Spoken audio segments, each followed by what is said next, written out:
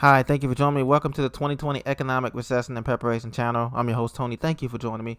Today, I want to talk about the fabled, first it was a fabled V-shaped recovery. Now it's a fabled K-shaped recovery. As you remember, in the news and in the outlets and the media, they were talking about this glorious V-shaped recovery.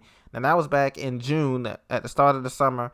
As we head into the summer months, people were talking about a V-shaped recovery. That hopes was squashed as the pandemic came back and many states had to shut down again, rendering transportation, retail, and other sectors virtually useless as businesses struck down. As a matter of fact, over 60% of the businesses downtown San Francisco, small businesses, had to shut down permanently for good as a result of this so-called V-shaped recovery. So once the media and other outlets figured out that there wasn't going to be a V-shaped recovery, now they have latched on to a K-shaped recovery, which many of my subscribers and many of my, and myself included, have been latching on to, is this K-shaped economic recovery. However, there's now concerns that this K-shaped economic recovery will favor the 1% once again. Worries are growing, according to CNBC.com, that the recovery could look like a K, and that could favor the top 1%. Where growth continues to be uneven and split between sectors and income groups. Oh yes, the rich get richer and the poor get poorer. Hasn't that been the mantra of the American way since World War II? One obvious area of concern is the separation between the stock market and the real economy, considering that 52% of the market is owned by the top 1% of earners. See, everybody has this misconception that, the average worker at Ford plant or at a technology firm or owns a stock or owns a lot of the stock, but the majority of the stock market is owned by the top upper 1%. And you remember the rule that says the house always wins? Well, it's true in this case. In this case, they are not going to do anything, the Federal Reserve Bank, meaning they, and others are not going to do anything to disadvantage the top 1% because that's where the money flows to. That's where the money goes to. 52% of the market is owned by the top 1% of earners. So let's not remember that. Now, Treasury Secretary Steven Mnuchin is trying to downplay it. He says, quote, "Let's not get lost on different letters of the alphabet. There are certainly parts of the economy that need work." If you ask me, every part of the economy needs work, and there's no such thing as a K-shaped recovery or a V-shaped recovery anytime soon. So that's why he says that don't get caught in the alphabet, because he knows a Great Depression 2.0 is coming this way. Now, the story for much of the past generation has been a familiar one for the United States economy, where the benefits of expansion flow mostly to the top, and then those at the bottom fall further behind. It was supposed to be a trickle-down economics theory is what they call it. The people at the top kind of trickle slowly benefits down, and we get the crumbs, However, that has not been working. In this capitalistic society, we have a lot of greed that's going on. A lot of people are stealing money in both the public and private sector, and that has led us to this crazy economy where the top 1% own not only everything, but they own the industries and the means of production of everything.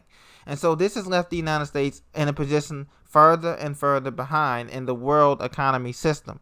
And this pandemic is only going to make things worse, as we've seen at these stores and other places as well that are never coming back. So this K-shaped recovery is only there to benefit the top 1% again. Now, according to economists, the K-shaped recovery is just a reiteration of what we call the bifurcation of the economy during the great financial crisis. It is really about the growing inequality since the early 1980s across the country and the economy, says Joseph Brunsfeld, chief economist at RSM. When we talk K, the upper path of the K is clearly financial markets. The lower path is the real economy, and the two are separated. Indeed, the rich top upper 1% are looking to make an exit, a windfall, a golden parachute as they race away to a foreign bunker underground, full of food, full of land and resources. Indeed, one of the simplest ways to envision the K pattern is by looking at the surge of the stock market since late May. It seems like every other week, the stock market is reaching a record high. Based on what? Based on nothing but air. Based on Federal Reserve propping up a fake money, paper money, that doesn't mean anything to the real economy. GDP plunged at a crazy rate, negative 32% in the second quarter, and it's still falling in the third quarter, even now, as businesses get ready to file for bankruptcy next month in October. The top 1% is in control of not just the stock market, they're in control of Main Street by suffocating wages. We haven't had a wage growth in the last 20 years since we've had a real wage growth, increase, raises, or a cost of living adjustment for retirees, pensions, and plans of that nature. So that is what's killing this economy.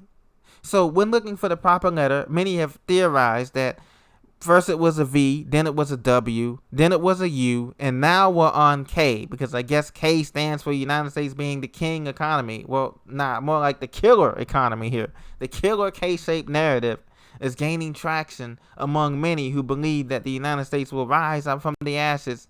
But this is not the case, my friends. Ladies and gentlemen, the economic inequality is one of the biggest reasons that the second Great Depression 2.0 is coming to us next year, the start of it.